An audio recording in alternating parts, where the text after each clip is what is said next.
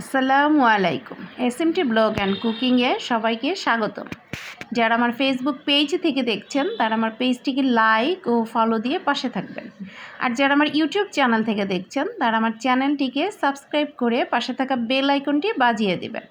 তাতে করে আমি ভিডিও দেওয়ার সাথে সাথে নোটিফিকেশন আকারে চলে যাবে।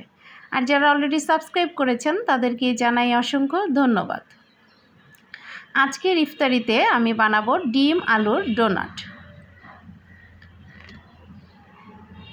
এখানে আমি 3টি ডিম আর 3টি আলু সেদ্ধ করে নিয়েছি। এখন আমি এগুলোকে গ্রেট করে নিব। প্রথমে আমি আলুটাকে গ্রেট করে নিচ্ছি, এরপর আমি ডিমটাকেও গ্রেট করে নিচ্ছি। এভাবে গ্রেট করে নিলে জিনিসটা মাখাতে কিন্তু বেশ সুবিধা হয়। এই তো আমার ডিম আলু গ্রেট করা হয়ে গেছে।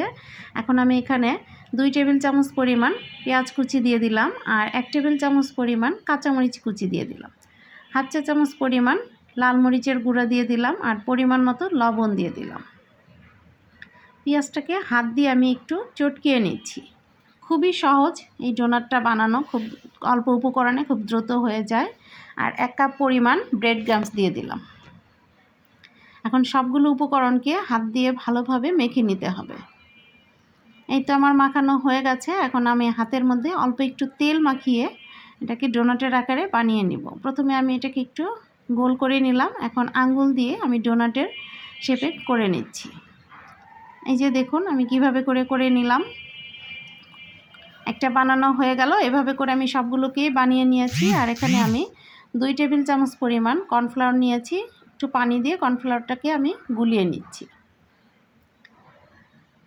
একেবারেই পাতলা বেটার। এখানে আমি কর্নফ্লাওয়ারের বেটারের মধ্যে ডোনাটগুলিকে ডুবিয়ে তেলের মধ্যে দিয়েছিলাম। ভিডিওটা আমার স্কিপ হয়ে গেছে। এখন আমি এগুলিকে উল্টিয়ে পাল্টিয়ে ভেজে নিচ্ছি। দেখুন এক পাশে কিন্তু কালার চলে এসেছে, দেখতে কতটাই সুন্দর লাগছে। এই তো আমার ডোনাটগুলিও ভাজা হয়ে গেছে। আমার রান্নাটি যদি ভালো লেগে থাকে প্লিজ একটা লাইক করে দেবেন, কমেন্ট করে জানাবেন কেমন হয়েছে।